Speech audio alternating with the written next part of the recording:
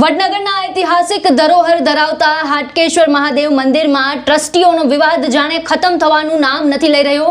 હજુ 2 દિવસ પહેલા વહીવટદાર નિમ્યા બાદ હવે મંદિરના પૂજારીને બહાર કાઢવાની ઘટના છે તે સામે આવી રહી છે। જી હા, શુક્રવારે મોડી રાત્રે અધિકારીઓ અને પોલીસની હાજરીમાં મંદિરનો વહીવટ છે તે સંભાળવાની કાર્યવાહી કરવામાં આવી હતી અને વહીવટદારની નિમણૂક કરવામાં આવી હતી।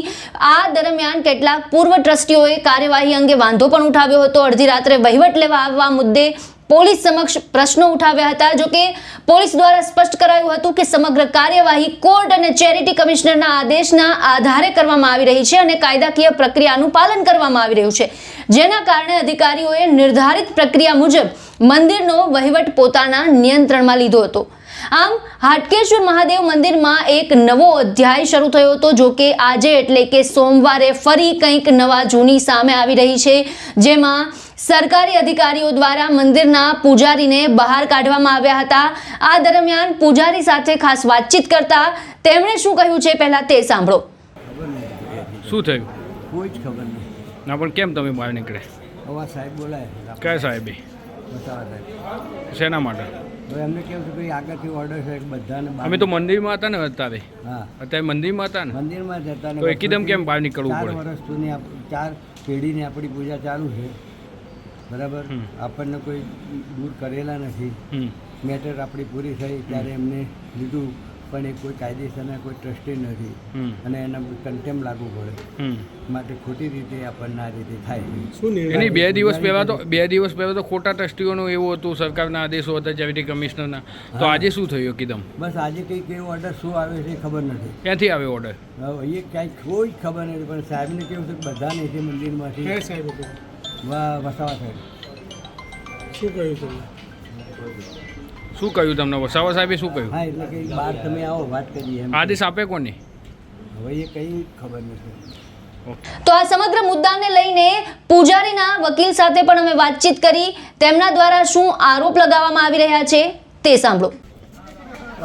ન્યૂઝ બાબતે એવું કહેવામાં માગીશ કે જે ચેરિટી કમિશનર શ્રી મહેસાણાનાઓએ જે હુકમ કર્યો હતો 41 એના કામે, એ 41 એના કામે વહીવટદારશ્રીની તાત્કાલિક ધોરણે નિમણૂક કરેલી હતી 12/6/2026ના રોજ, અને રાત્રે 2 વાગ્યાના સુમારે તાત્કાલિક પોલીસ બંદોબસ્ત ગોઠવી અને કાયદેસરનો કબજો જે ટ્રસ્ટના બની બેઠેલા ટ્રસ્ટીઓ હતા એમના પાસેથી લેવાની તજવીજ હાથ ધરેલી હતી। એ ટ્રસ્ટના ટ્રસ્ટીઓ જે રદબાતલ બની બેઠેલા હતા એ ટ્રસ્ટીઓ દ્વારા આજરોજ અમને એવી જાણ અને માહિતી મળેલી કે ભાઈ ઉપર કેન્દ્ર સુધી અને ઉપર રાજ્ય સરકાર સુધી રજૂઆત કરવા માટે લોકો ગયેલા છે। હર્ષ સંઘવી સાહેબનું નામ લઈને અમને એવી સૂચના આપવામાં આવેલી છે કે તમે તાત્કાલિક ધોરણે જે મંદિરના પૂજારી છે એમ તમે હટાવો। કયા હોદ્દા ઉપરથી એ પૂજારી તરીકે અહીંયા ચાલુ છે?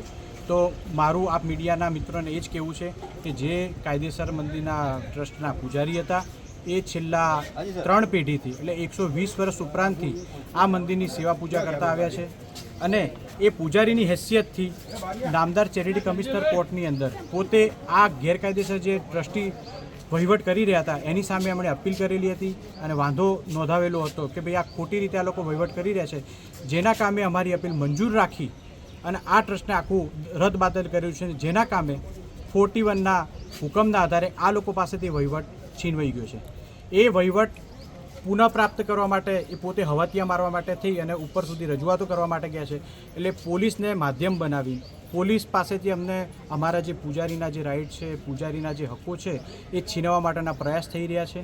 એટલે તાત્કાલિક ધોરણે અમે આ મંદિરના પૂજારી છીએ, જ્યાં સુધી અમને લેખિત કોઈપણ પ્રકારનું નોટિસ કે કંઈ પણ આપવામાં નહીં આવે ત્યાં સુધી અમે આ મંદિરમાંથી ખસવાના નથી। શું નામ છે તમારું? મારું નામ છે એડવોકેટ જે પંડ્યા। શું હોદ્દો છે અહીંયા મંદિરમાં? તમે શું કરો? હું એડવોકેટ છું જે પંડ્યા, જે અપીલ કરતા છે, જે પૂજારી છે એમના એડવોકેટ। આપને જણાવી દઈએ કે હાટકેશ્વર મહાદેવ મંદિર માત્ર ધાર્મિક સ્થળ જ નહીં પરંતુ વડનગરના ઐતિહાસિક વારસાની ઓળખ પણ છે।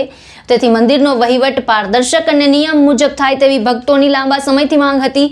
ચેરિટી કમિશનર કચેરી દ્વારા ટ્રસ્ટી મંડળે વિખેરાયા બાદ હવે મંદિરનો વહીવટ સત્તાવાર રીતે હસ્તગત કરવાની આખી કાર્યવાહી ચાલી રહી છે, પરંતુ પેઢીઓથી જે પૂજારી અહીં પૂજા કરતા રહ્યા છે તેમને કાઢતા વળી એક નવી વાત, કંઈક નવા જૂની થવાની શરૂઆત થઈ છે। ત્યારે આગામી સમયમાં શું નવો વળાંક આવે છે આ મુદ્દે તે જોવાનું રહેશે.